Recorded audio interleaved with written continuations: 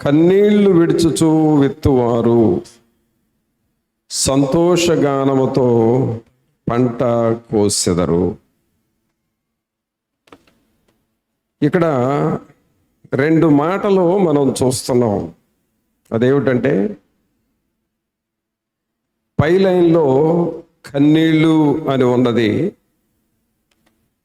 క్రింద లైన్లో సంతోషగానము అని ఉన్నది. ఒకటేమో కన్నీళ్ళు, రెండు సంతోషగానం. ఈ రెండు ఒకదానికొకటి సంబంధం లేనివి. కన్నీళ్ళు అనేవి ఎప్పుడు కూడా మనిషికి ఎప్పుడు వస్తాయంటే, దుఃఖం ఉన్నప్పుడు, బాధ ఉన్నప్పుడు కన్నీళ్ళు వస్తాయి. కన్నీళ్ళు వచ్చినాయి అని అంటే ఏదో బాధలో ఉన్నారు, ఏదో దుఃఖంలో ఉన్నారు అని అర్థం. అయితే ఈ కన్నీళ్ళు సంతోషగానంగా మారతాయి అని అంటున్నాడు. అదేంటి అనంటే, ఇవి శరీర సంబంధమైన కన్నీళ్ళు కాదు, ఆత్మ సంబంధమైన కన్నీళ్ళు, దేవుని కొరకు కార్చే కన్నీళ్ళు. అనగా ప్రార్థన చేసేటప్పుడు పశ్చాత్తాపడతాం కదా, ఆ పశ్చాత్తాపడుతూ ఉన్నప్పుడు మనకు కన్నీళ్ళు వస్తాయి. ఆ కన్నీళ్ళు చాలా విలువైనవి. ఆ కన్నీళ్లను గూర్చి ఇక్కడ వాక్యం చెబుతూ ఉన్నది. దీన్నే ఆత్మ సంబంధమైన కన్నీరు అంటాం, స్పిరిచువల్ టీయర్స్, ఆత్మ సంబంధమైన కన్నీరు. మనకు ఆత్మ సంబంధమైన కన్నీరు అనేది మనకెప్పుడు మేలు చేస్తుంది. బైబిల్ గ్రంథంలో మనం చూస్తే, దేవుని మందిరంలోనికి వెళ్ళి కన్నీళ్లతో ప్రార్థన చేసిన వాళ్ళను మనం గమనిస్తే వాళ్ళకు మేలే జరిగింది, ఆశీర్వాదమే వచ్చింది. యెహోషాపాతు దేవుని మందిరానికి వెళ్ళి కన్నీళ్లతో ప్రార్థన చేశాడు, అది వారికి మేలుగానే మారింది. అలాగే హన్నా దేవుని మందిరానికి వెళ్ళి కన్నీళ్లతో ప్రార్థన చేసింది, ఆమెకి అది మేలుగానే మారింది. ఇర్మియా అనే ప్రవక్త దేవుని మందిరానికి వెళ్ళి కన్నీళ్లతో ప్రార్థన చేసుకునేవాడు, అది ఆయనకు మేలుగానే మారింది. కాబట్టి దేవుని మందిరంలో కన్నీటి ప్రార్థన చేయటము అనేది అది మనకు చాలా ఆశీర్వాదకరం. కన్నీటి ప్రార్థన చాలా అవసరము కూడా. మన జీవితంలో ఆ కన్నీళ్ల ప్రార్థన మనకు చాలా అవసరం. కన్నీళ్ళు అనేది దేనితో పోల్చాడు అని అంటే, ఇక్కడ చూడండి ఆ వాక్యంలో 5వ వచనం, కన్నీళ్లు విడుచుచు విత్తువారు అంటే విత్తడంతో పోల్చారు. విత్తనం అంటే మనం నేలలో లేక భూమిలో ఒక విత్తనాన్ని నాటుతాం, లేక ఒక చిన్న మొక్కను నాటుతాం. అలాగే ఇక్కడ కన్నీళ్లతో నాటాలి అని చెబుతూ ఉన్నాడు. కన్నీటితో, కన్నీళ్ల విడుచుచు విత్తువారు సంతోషగానముతో పంట కోసెదరు. నీవు ఏది చేసినా నీ కుటుంబం కోసం కన్నీళ్లు కార్చి ప్రార్థన చేస్తున్నావంటే, ఆ తర్వాత నువ్వు నీ కుటుంబ పరిస్థితులు మారిపోతాయని అర్థం. ఏ పరిస్థితి అయినా సరే దేవుని సన్నిధికి వచ్చి కన్నీటితో చెప్పాలి దేవునికి, ఇదయా మా ఇంటి పరిస్థితి, నా స్థితి ఇది. నీది ఎంత బాధాకరంగా ఉన్నా, ఎంత విరిగినలిగిన స్థితిలో ఉన్నా సరే, నా పరిస్థితి ఇది అని ఎప్పుడైతే కన్నీటితో చెప్పావో, హన్నాలాగా, యెహోషాపాతులాగా ఎప్పుడైతే కన్నీటితో దేవునితో చెబుతున్నావో అది నీకు సంతోషగానముగా మారిపోతుంది. ఆమేన్. అందుకని అక్కడ ఏమని చదువుతున్నావు అంటే, కన్నీళ్లు విడుచుచూ విత్తువారు సంతోషగానముతో పంట కోసెదరు. కన్నీటి ప్రార్థన నీకు సంతోషాన్ని ఇస్తుంది. ఏ కన్నీరు అంటే ఆత్మ సంబంధమైన కన్నీరు. ఈ కన్నీటి ప్రార్థన ఎలాగూ సంతోషాన్ని ఇస్తుంది అని అంటే చూద్దాం. దేవుని వాక్యంలో ఫిలిప్పీలకు రాసిన పత్రిక చూడండి. ఫిలిప్పీలకు రాసిన పత్రిక 2వ అధ్యాయము 17వ వచనం చూద్దాం. మరియు మీ విశ్వాస యాగములోను దాని సంబంధమైన సేవలోను నేను పానార్పణముగా పోయబడినను. నేను ఆనందించి మీ అందరితో కూడా సంతోషింతును. ఇటువలనే మీరును ఆనందించి నాతో కూడా సంతోషించుడి. చూడండి, ఇక్కడ ఏమంటున్నాడంటే, మీ విశ్వాస యాగములోను దాని సంబంధమైన సేవలోను నేను పానార్పణముగా పోయబడినాను. అంటే పౌలు గారు ఇక్కడ తన జీవితాన్ని దేవుని కోసం పానార్పణగా పోసుకుంటూ ఉన్నాడు. పానార్పణం అంటే అర్థం ఏంటంటే, ఇప్పుడు మనకు జ్యూస్ షాపులు ఉంటాయి కదా, జ్యూస్. ఈ ఎండాకాలంలో జ్యూస్ అమ్ముతారు ఎక్కువగా షాపుల్లో. ఆ జ్యూస్ షాపుల్లో జరుగుతుంది ఏంటి అని అంటే, నీకు ఏ జ్యూస్ కావాలన్నా ముందు వాటి కాయలు తీస్తారు. గ్రేప్ జ్యూస్, ద్రాక్షకాయలన్నీ తీస్తారు. వాటిని మిక్సీలో వేస్తారు. ఆ తర్వాత బటన్ ఆన్ చేసి ఆ మిక్సీని త్రిప్పుతున్నప్పుడు ఆ కాయలన్నీ నలిగిపోతూ ఉంటాయి. చివరకు వాటిలో ఉన్న జ్యూస్ వస్తుంది. అంటే జ్యూస్ రావాలి అని అంటే అది నలగాలి, ముందు బాగా నలగాలి. ఏదైనా సరే, చెరుకు రసమైనా చెరుకు గడలు నలగాలి. క్యారెట్ జ్యూసు, క్యారెట్ ముక్కలు నలగాలి.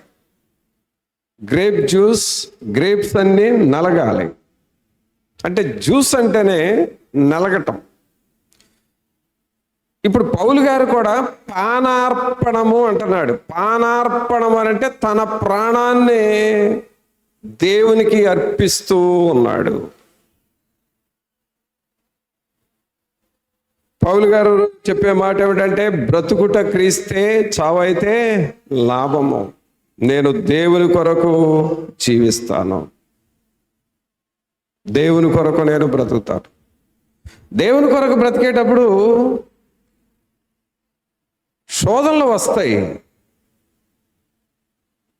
శోధనలు రాకుండా దేవుని కొరకు బ్రతకాలి అని అంటే అది అసాధ్యం. శోధనలు వస్తాయి, కానీ వచ్చిన శోధనలన్నిటి నుండి దేవుడు మనల్ని తప్పిస్తాడు కదా. శోధనలన్నిటి నుండి ఆయన తప్పిస్తాడు. మొదట మనల్ని పానార్పణముగా పోస్తూ ఉన్నాడు. అంటే అనేక శ్రమలు, అనేక శోధనలు, అనేకమైన పరిస్థితుల్లో దేవుడు మనల్ని నలగొడుతూ ఉన్నాడు.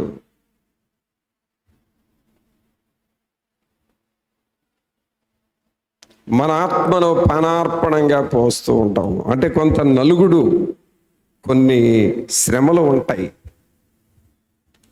అందుకని ఇక్కడ దేవుని వాక్యంలో చదువుతున్నాం, మీ విశ్వాస యాగములోను దాని సంబంధమైన సేవలోను నేను పానార్పణముగా పోయబడినను. నేను ఆనందించి మీ అందరితో కూడా సంతోషించను. చూడండి, ఇక్కడ పౌలు గారు నాకు వచ్చే శ్రమలు కానీ, నాకు వచ్చే శోధనలు కానీ, దేవుని సన్నిధిలో నేను పానార్పణముగా పోయబడినప్పుడు అది నేను ఆనందిస్తూ ఉన్నాను. మీ అందరితో కూడా నేను సంతోషిస్తూ ఉన్నాను. అంటే ఆయన దేవుని కొరకు పడే శ్రమ సంతోషంగా మారుతా ఉన్నది. ఆమేన్. కావున ప్రభువుని పిల్లరా, కన్నీళ్లతో విత్తడం అంటే ఇది. దేవుని కొరకు నువ్వు శ్రమ పడుతూ, దేవుని పనిని చేస్తూ, దేవుని సన్నిధిలో నిన్ను నువ్వు తగ్గించుకుంటూ ప్రార్థనాపూర్వకముగా మనం ఉండాలి. ప్రార్థనా జీవితాన్ని మనం కలిగి ఉండాలి. నువ్వు ఎప్పుడు ప్రార్థన చేసినా ఆ కన్నీటి ప్రార్థన చేయటం అనేది నువ్వెన్నడూ మర్చిపోకూడదు. పౌలు గారు అదే అంటున్నాడు కదా, విశ్వాస యాగములోను దాని సంబంధమైన సేవలోను నేను పానార్పణముగా పోయబడినను. నేను ఆనందించి అందరితో కూడా సంతోషింతును. అక్కడ పౌలు గారి యొక్క ప్రయాస, కన్నీటి ప్రయాస చివరికి అది సంతోషంగా మారుతా ఉంది. ప్రభువుని పిల్లరా, దేవుని కొరకు నువ్వు ఎలాంటి శ్రమ అనుభవించినా, ఎంత కష్టం అనుభవించినా, ఎలాంటి శోధనలు అనుభవించినా, చివరికి అవి నిన్ను సంతోషంగా మారుస్తాయి, నీ జీవితాన్ని ఆశీర్వాదకరంగా చేస్తాయి. చాలామంది ఏదన్నా శోధన రాగానే జారిపోతూ ఉంటారు. చిన్న శోధన, ఇదిగో నువ్వు ఇలాగూ సరి చేసుకోమని ఒక చిన్న మాట చెబితే చాలు టక్కన జారిపోతారు. కారణం ఏంటో తెలుసా? వీళ్ళు దేవుని కొరకు కష్టపడటానికి కానీ, దేవుని కొరకు శ్రమ పడటానికి ఇష్టపడనే బ్యాచ్ వీళ్ళు. దేవుని కొరకు ప్రయాసపడటం ఇష్టం లేని వారికి ఎన్నటికీ భక్తి రాదు, ఎన్నటికీ వాళ్ళకి దేవుని ఆశీర్వాదం రాదు. కాబట్టి ప్రభువుని పిల్లరా, మన జీవితాల్లో మనం బహు జాగ్రత్తగా పరిశీలన చేసుకోవాలి. పౌలు గారు దేవుని కొరకు ప్రయాసపడుతూ ఉన్నాడు. ఆ ప్రయాస చివరికి సంతోషంగా మారింది. అందుకనే 18వ వచనంలో ఏమంటున్నాడో చూడండి, ఇటువలనే మీరును ఆనందించి నాతో కూడా సంతోషించుడి. నాతో కూడా సంతోషించు. అంటే పౌలు గారు పడిన ప్రయాస, ఆయన పడిన భారము చివరికి అది సంతోషంగా మారింది. అది కన్నీళ్లతో విత్తువారు సంతోషగానముతో పంట కోసెదరంటే అదండి. దేవుని వాక్యాన్ని నీ జీవితంలోకి రానివ్వాలి. తర్వాత చూడండి, ఈ కన్నీటి ప్రార్థన ఎలాగూ సంతోషంగా మారుతుందో చూద్దాం. అపోస్తుల కార్యములు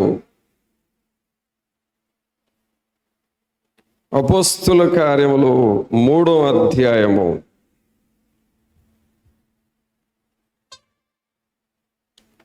అపోస్తుల కార్యములు 3వ అధ్యాయము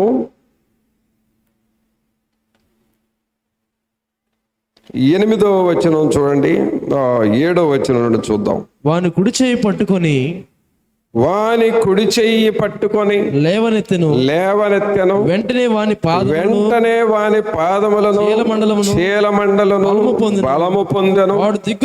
వాడు దిగ్గున లేచి నిలిచి నడిచెను. నడుచుచు గంతులు వేయుచు దేవుని స్తుతించుచు వారితో కూడా దేవాలయములోనికి వెళ్ళెను.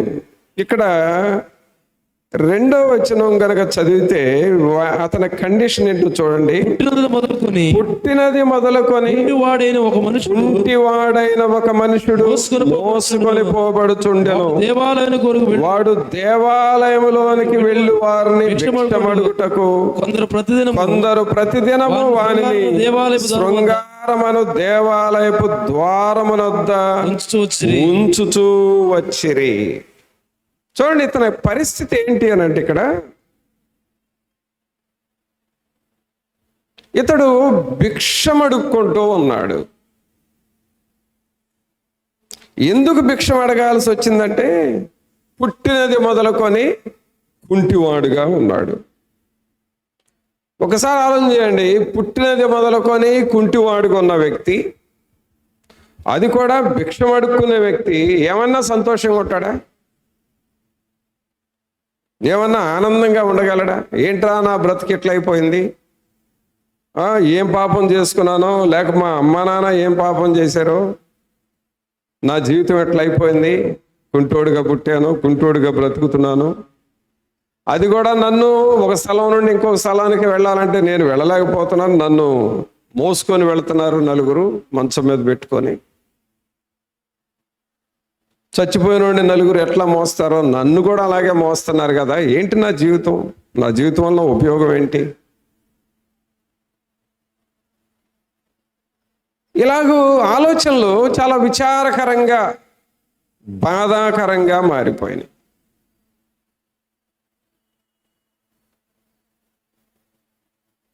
ప్రియరా, మన జీవితాల్లో కూడా మనకు తెలియకుండా మన మనస్సులో విచారకరముగా ఆలోచన చేస్తూ ఉంటాం, బాధాకరంగా ఆలోచన చేస్తూ ఉంటాం, కృంగిపోయినట్లుగా ఆలోచన చేస్తూ ఉంటాం. ఏంటా పరిస్థితి ఎలాగైపోయింది అని అనిపిస్తూ ఉంటుంది. ఇక్కడ చూస్తే దుఃఖములో ఉన్న పరిస్థితి, బాధలో ఉన్న పరిస్థితి. అందుకనే ఆయన గురించి ఎక్కడ ఏమని చదువుతున్నాం, పుట్టినది మొదలుకొని కుంటివాడైన ఒక మనుషుడు మోసుకొని పోబడుచుండెను. వాడు దేవాలయములోనికి వెళ్ళు వారిని భిక్షమడుగుటకు కొందరు ప్రతిదినము వానిని శృంగారమును దేవాలయపు ద్వారమునొద్ద ఉంచుచూ వచ్చిరి. వాళ్ళ పని ఏంటంటే మోసుకొని వస్తున్నారు, అక్కడ పెడుతున్నారు, ఆయన వదిలిపెట్టేసి వెళ్ళిపోతున్నారు, మళ్ళీ ఆరాధన అయిపోయిన తర్వాత తీసుకొని వెళుతున్నారు. ఈయన బాధాకరంగా ఉన్నాడు, కన్నీటి బ్రతుకు, కన్నీటి జీవితం. అది కూడా ఎక్కడ కన్నీరు గారుస్తున్నాడు అంటే దేవుని మందిరం దగ్గర కన్నీరు గారుస్తున్నాడు. ఆ టైంలో పేతురు యోహానులు ఆ మందిరంలోనికి వెళుతూ అతనితో ఏమన్నారు, 7వ వచనంలో చూస్తే, వాని కుడి చెయ్యి పట్టుకొని లేవనెత్తెను, వెంటనే వాని పాదములను చీలమండలను బలము పొందెను. వాడు దిగ్గున లేచి నిలిచి నడుచుచు గంతులు వేయుచు దేవుని స్తుతించుచు వారితో కూడా దేవాలయంలోనికి వెళ్ళాను. ఈయన జీవితం 2వ వచనంలోనేమో చాలా దుఃఖకరమైన జీవితం, చాలా బాధాకరమైన జీవితం. కానీ 8వ వచనంకి వచ్చేసరికి సంతోషకరమైన జీవితంగా మారిపోయింది. 2వ వచనంలో చాలా దుఃఖకరంగా ఉన్నాడు, కానీ 8వ వచనానికి వచ్చేసరికి సంతోషంగా మారిపోయాడు, ఆనందంగా మారిపోయాడు. ఆయన జీవితం చాలా ఆనందకరముగా మారిపోయింది. ప్రభువు దగ్గర మనం కనిపెట్టినప్పుడు, దేవుని సన్నిధిలో ఆయన వాకిట్లో కనిపెట్టిన, ఆయన గుమ్మాలు పట్టుకొని కనిపెట్టిన, ఆయన సన్నిధిలో మనం కనిపెట్టిన దుఃఖములో, బాధలో ఉండి మనం కనిపెడుతూ ఉన్నప్పుడు అది నీకు సంతోషంగా మారిపోతుంది. అందుకని ఇక్కడ ఏమని చూస్తున్నామంటే, వాడు దిగ్గున లేచి నిలిచి నడిచెను, నడుచుచు గంతులు వేయుచు దేవుని స్తుతించుచు వారితో కూడా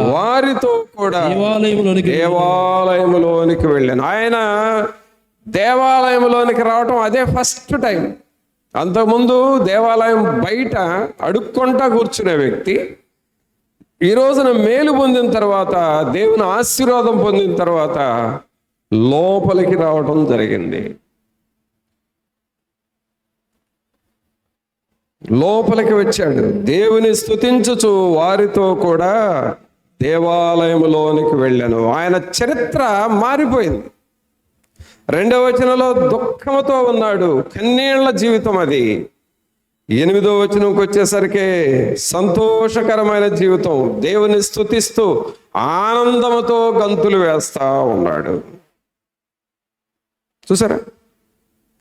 కావున ప్రభు సన్నిధిలో మనం అలాగూ కనిపెట్టాలి, దేవుని సన్నిధిలో కనిపెట్టాలి, ఒంటరిగా కనిపెట్టాలి. అందుకే మనకు ప్రతి నెల 1వ తారీఖు ప్రార్థనలు. ఎందుకంటే నీవు దేవుని సన్నిధిలో కనిపెట్టి కన్నీటితో ప్రార్థన చేసుకోవటానికి.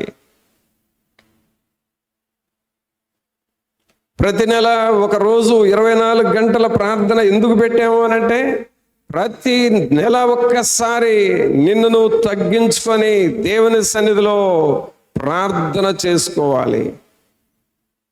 నెలకు 30 రోజులు నువ్వు కష్టపడతావు, లేక సంవత్సరానికి 365 రోజులు కష్టపడతావు. కానీ దేవుని సహాయం లేకపోతే నువ్వు కష్టపడతావు, ఏదో వచ్చినట్టు, ఏదో మేలు పొందుతున్నట్టు అనిపిస్తుంది, కానీ అది దుఃఖకరంగా మారిపోతుంది. ఫైనల్గా దేవుడు లేకుండా చేసే ప్రతి పని శోధనగా మారిపోతుంది. అందుకనే నీ పనిలో దేవుని సన్నిధి ఉండాలి. నెలకు ఒక దినం 24 గంటల ప్రార్థన కొంతమందికి అసలు గుర్తు రావట్లేదు. అంటే ఏంటి? నీ పనే టాపు, నీకు దేవుని పని అంత ముఖ్యం కాదు నీకు. కారణం ఏంటో తెలుసా? సాతానుడు ప్రార్థన ఉంది అన్న సంగతి కూడా మర్చిపోయేటట్లుగా నిన్ను చేస్తున్నాడు. ప్రార్థన ఉంది అన్న సంగతి కూడా నీకు గుర్తు రాకుండా చేస్తున్నాడు. ఎందుకు? నీ పరిస్థితులు శోధనలో పడేయటం కోసం.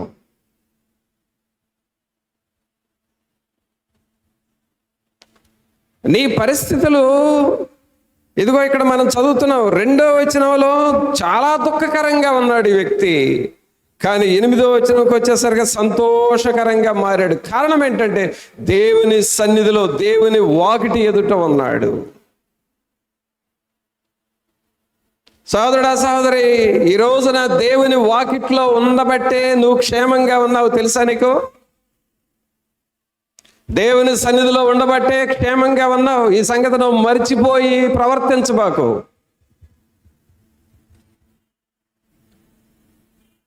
నాకు బలం ఉంది, నాకు టాలెంట్స్ ఉన్నాయి, నేను మాట్లాడగలను, నా పని నేను చేసుకోగలను అని ఊరక ఎగిరెగిరి పడబాకు. అది ఎప్పటికైనా నీకు నాశనమే, ఎప్పటికైనా నీకు శోధనగా మారుతుంది. అది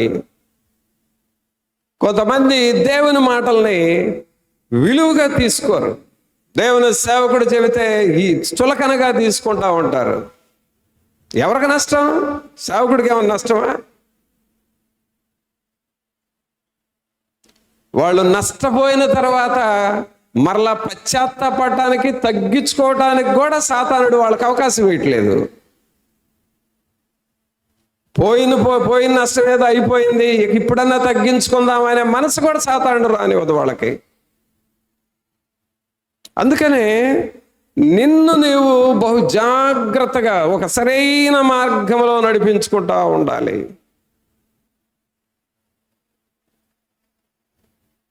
కన్నీటితో ప్రయాసపడాలి. ప్రభువు నీకు ఇచ్చిన ప్రార్థనా సమయాల్ని గమనించుకోవాలి. ఒక పై భక్తి నేర్చుకోబాకండి. ఏదో మనుషులు కనబడే భక్తి, బడాయి భక్తి నేర్చుకోబాకండి. యథార్థమైన భక్తి, తగ్గించుకునే భక్తి, ప్రభు సన్నిధిలో కన్నీళ్లు గార్చే భక్తిని నేర్చుకుంటే ఆ భక్తి నిన్ను సంతోషముగా, సమాధానముగా, నిన్ను ఉన్నత స్థాయిలోకి తీసుకొని వెళుతుంది. ఆ భక్తి నేర్చుకోవాలి.